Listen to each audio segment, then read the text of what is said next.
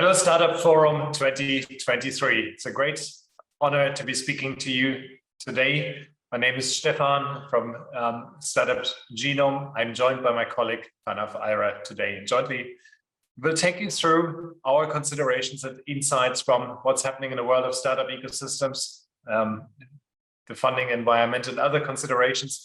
And we will also seek to interpret what these global trends really mean for those amongst us as policymakers, but also for those amongst us as founders, particularly those that are looking at their growth journey, their scale-up journey. So is 2023 and the near future a good year to grow and scale your company? Yes or no? These are considerations we will seek to explore in the following 15 up to 20 minutes.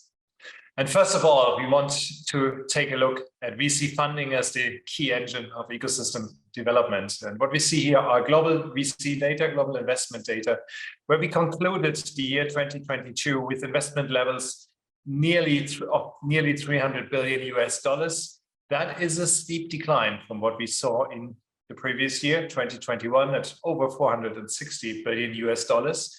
But to put things into perspective, we may wish not to speak too much of a crisis, but rather a market correction. 2021 undoubtedly was an abnormally strong year for funding all across the world. A lot of cheap money chasing investment targets.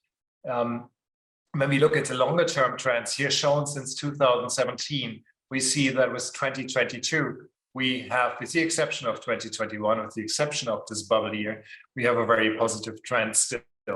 Undoubtedly, it is a different market than it was last year. We need to be aware of that. We need to have that in our calculations. Nevertheless, we at Genome are not necessarily using the word crisis, but rather market correction, and that for good reason.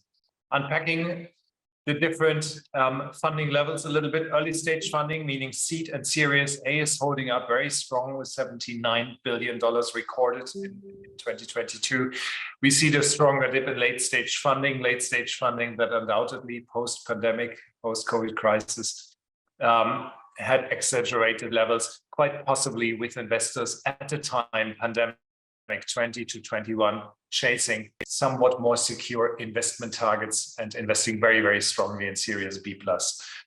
That's what we see here. So market correction, our big takeaway, different market situation than last year, but certainly not a dire crisis as far as we can see. The future will tell how 2023 is going to shape up. We believe, looking at early signals, that things are getting even a little bit tougher, but we are far away from an explicit crisis in the provision of venture capital. Thanks, Stephan. As we start to unpack what some of the differences between 2022 and 2021 look like, we know that there's been a large correction in venture capital markets that has really touched nearly every single subsector, including the two biggest. We've seen big drops in fintech and artificial intelligence and big data. And by and large, this correction has not escaped any sectors. Maybe as a little bit of positivity for some of you in the audience, we've seen that blockchain and clean tech have actually risen in the degree of venture capital they witnessed in 2022 versus 2021. So maybe encouraging for some of you, but by and large, we are seeing the new season of correction. Looking at it sectorally, it's a very similar trend. This correction has been witnessed by nearly every single region in the world. However, some more than others. And so we see large corrections in Latin America, North America, and Asia, of course, both Asia without China and China itself. Maybe more positively, we've seen a bit of a growth from 2021 to 2022 in Africa, but that's about the only region in the world that has witnessed this change in the new correction. And looking beyond funding, looking at funding, but also looking beyond emerging trends in capital supply, in regulation, legislation, in the corporate world, particularly relevant to those amongst us who are working in a B2B scenario. I want to pick up on a number of trends, developments, global trends, and unpack a few examples for you here with that particular slide. So first of all, taking the funding angle again, rising interest rates, inflation remains stubbornly high in the US and Europe, elsewhere, and we reasonably expect that central banks will continue to rise interest rates in the very near future, leading to a higher cost of capital. And that, of course, is going to restrict the ability of LPs and GPs to invest into startup ecosystems. So from that perspective, certainly, again, a tough year in 2023 and beyond. Pressure on financial institutions. The second point here, certainly, we did not see the collapse of SVB, Silicon Valley Bank, the emergency takeover of Credit Suisse by UBS only a week ago. These events, although not directly affecting us in the event of Credit Suisse, certainly sent shockwaves through the global financial system and may well resonate in a higher aversion to riskier assets, particularly with the limited partners, the LPs that provide the dry powder capital to the venture capital system, the venture capital firms. So again, an indication for things are going to remain a little bit suppressed, a little bit tougher than they have been in 2021, undoubtedly. Shifting the perspective a little bit, regulatory developments that we believe are important to recognize and to analyze, understand. Many geographies, and the examples we are taking are from a very active regulator at the moment, it's the European Union, the EU, are proposing new legislation for tech companies that will dramatically, more or less dramatically, change the entire operating and competitive landscape. Let's take one or two examples here. In the EU, we will see in 2023 AI, artificial intelligence regulation, that will impose much stricter rules on the use of AI, the possible use cases, and also areas, particularly in public life, where artificial intelligence applications will no longer be allowed. And there will be maybe zones where you can operate AI applications, but within certain restrictions. That's, first of all, a constraint to the industry. It is something we need to take into account as we design our business models if we want to operate in these markets. And let me reinforce the point, we've seen it with GDPR, the European data protection regulation a few years ago. They normally come with penalties that really have teeth. So for any Korean startup that's contemplating selling their products in the EU in the space of AI and machine learning, you will have to comply, otherwise fines will be imposed regardless of where your company is headquartered and operating from, as long as you're operating and selling your services in the EU. These are things we need to take into account. This is one example that we found most striking. There are many more. Another positive one in the EU that's coming out from our perspective positive is new open data regulation for those amongst us who work in Industry 4.0, acquiring data via sensors, etc. Those companies will be subject to sharing data points for public use, for others to use in their own applications. And that may well be a huge boon for mobility applications, for Industry 4.0 applications and others. So something very positive coming out of this legislation. As well, similar trends in other parts of North America and parts of Asia as well. I think our big message here is be aware of changing regulatory and legislative environments. Prepare your business models, your processes, applications as good as possible. Almost be the first one on this wave of new regulation if you want to operate in these markets, so that you can use them almost as a competitive advantage whilst others are still trying to be compliant. So dynamism in the global operating environment, legislative, regulatory, is certainly something that's going to continue and even accelerate. Very positive outlook from our perspective for the next year and the short and midterm future really is the opportunity for corporate and startup collaboration, particularly in a B2B context. Corporations, particularly in North America, the UK, the European Union, are much more actively prioritizing collaborating with startups as a pathway to digital transformation, as they have failed under their own steam and their own initiatives to sometimes even use very basic digital technologies. Digital transformation in these markets has not progressed as we envisaged it 5, 6, maybe 10 years ago. And now companies, corporate leaders are waking up and are seeking the expertise, the collaboration with startups, opening up a huge new segment within the B2B market. So increased opportunities for market access, for scaling into these markets in B2B applications as a really positive trend we can see.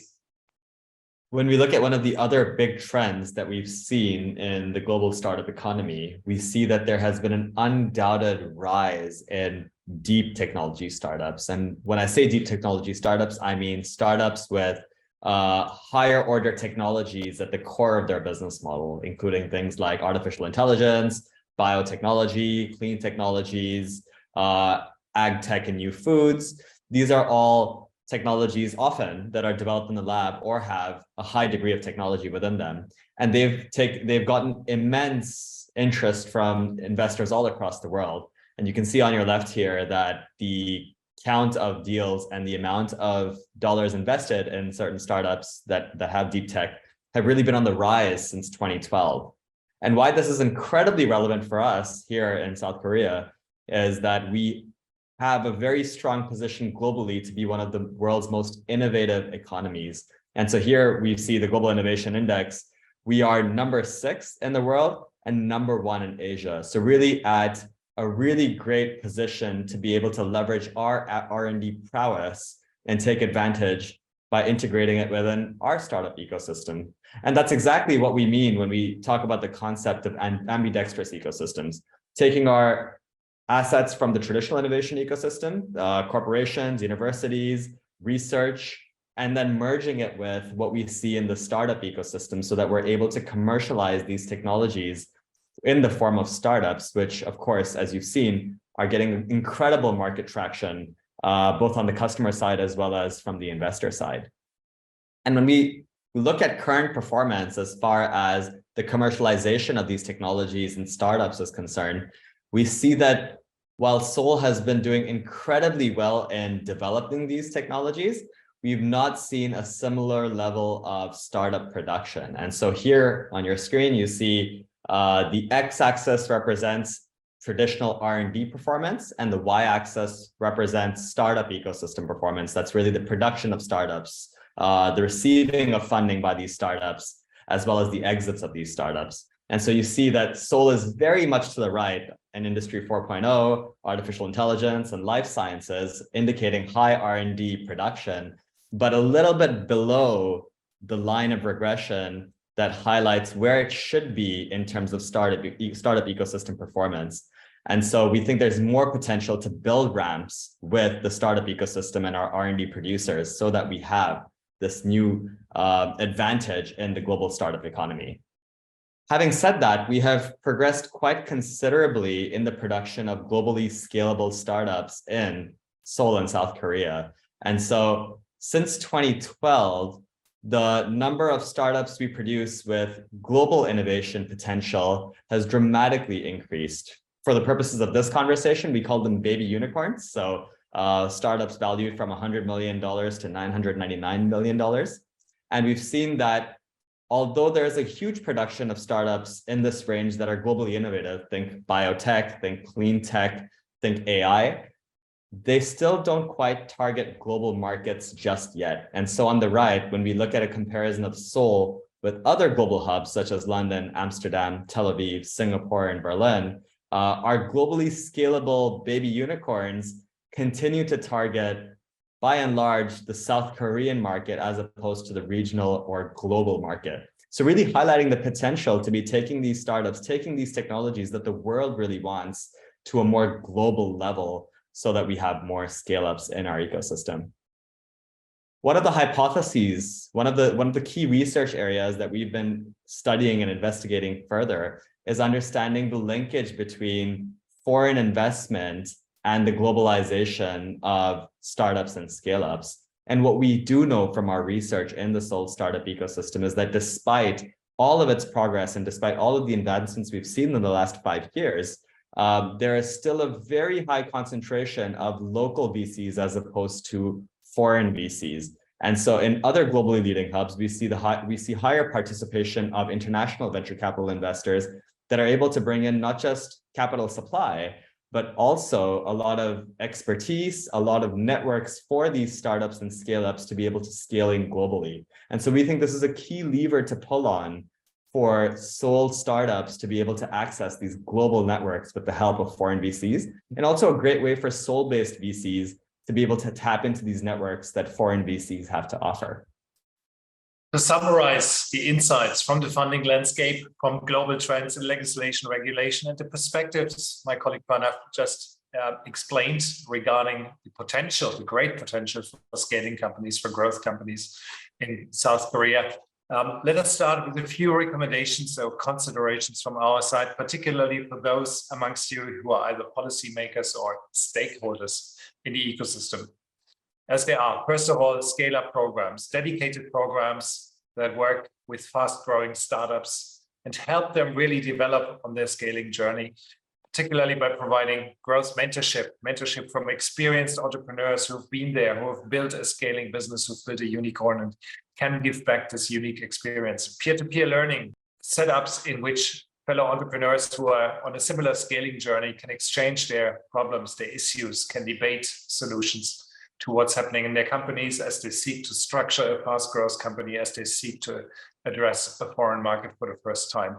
And last but not least, more dedicated support in really accessing international markets, global markets, markets abroad with practical help that can lead to faster getting to proof of concept and real contract opportunities. There are only very few of these programs in the world. I personally had the opportunity to work on one of them, the London-based Future 50 program, that set an example for what is possible by creating scale-up support for our startups, making the UK today, or at least contributing to the UK today, being the leading scale-up production environment in Europe and beyond. So something really to consider where we would see huge benefit for the South Korean ecosystem with more dedicated scale-up programmatic activity.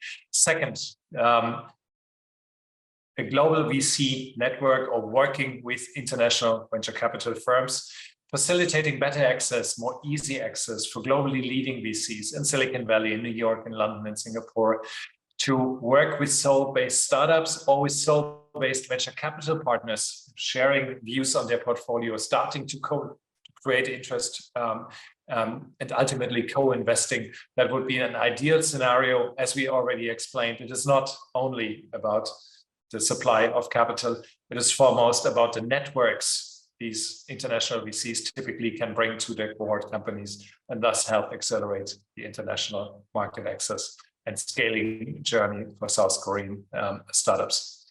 Thirdly, a different aspect, global policy support. As we explained, there's a whole raft of legislation and regulation underway, in our example, in the European Union, similar in North America.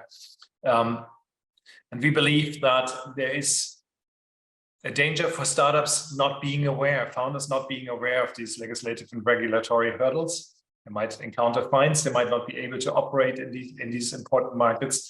Thus, what can we do as policymakers, as business agencies, as foreign trade departments, in giving them a helping hand, explaining what is coming, and explaining and how to turn regulatory compliance as a competitive advantage, be one of the first to be compliant and really take advantage before others can even engage. So that's certainly an important element we find.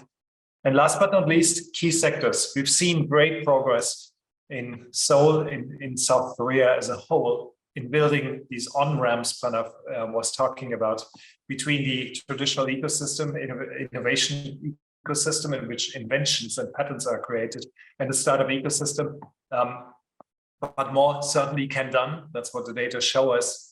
And combined with the global tailwinds, the deep tech, I think we are in a very, very good position in Korea to leverage the deep tech opportunity and in creating these ambidextrous ecosystems and continuing the work here. So this is from our perspective, scale-up programming, international VC networking, supporting with policy, and really doubling down on the R&D prowess in South Korea. These are the key recommendations from a policymaker perspective. At this stage, we also would like to give a few considerations for our fellow founders here in the audience today. In total, first of all, access to growth capital. Yes, we are in a different market. It will be harder. You will find it harder. You will have to pitch more frequently, more often in order to get to the next venture capital round. That certainly is a given to be aware of. However, we have not seen a drying up of investment rounds. So the opportunities remain, they just got harder to achieve, and the market has become more competitive. Your pitches will be harder, they will be more competitive. The business model, the technology, the team that is being presented will count even more than they did before. A change in investor perspective, secondly, we will certainly see, we are picking signals of that trend up quite intensely. A stronger focus on the path to profitability instead of the model we saw so many times in 2021, growth at all costs strategies. So have a financial model that indicates how mid to longer term profitability will be achieved, that will become more important than it has been in the past. Slightly different considerations also seem important, particularly from a venture capital, but also from an institutional investor perspective, and that is purpose and sustainability. There's a growing market acceptance amongst clients in B2C, but also in B2B.